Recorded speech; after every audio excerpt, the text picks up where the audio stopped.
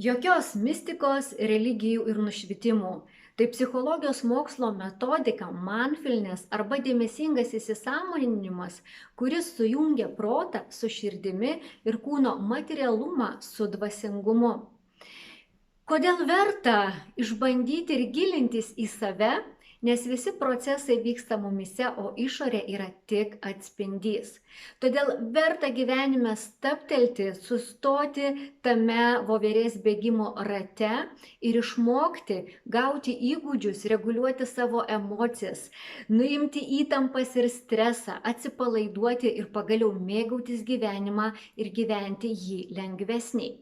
Be antsvorio, be nervų ir be nuolatinio pergyvenimo, o kaip bus rytoj. Taigi, mindfulness yra konkrečios praktikos, kurios formuoja tavo įgūdžius būti pačiu savo psichologu.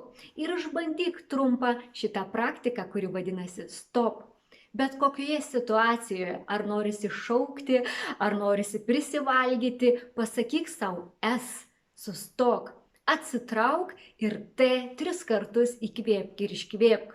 O kasgi vyksta, ką aš dabar jaučiu, galbūt nerimą, įtampą ar dar kažkokius kitus jausmus, kokie pojūčiai vyksta mano kūne. Ir P pasirink. Pasirink tai, kas tau iš tikrųjų naudinga, kas tave pakrauna, o nesekina, kas maitina tave ir suteikia tau jėgų.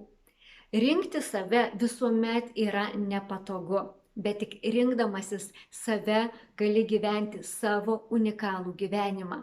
To ir moko šita psichologijos sritis ir aš kviečiu tave keliauti kartu.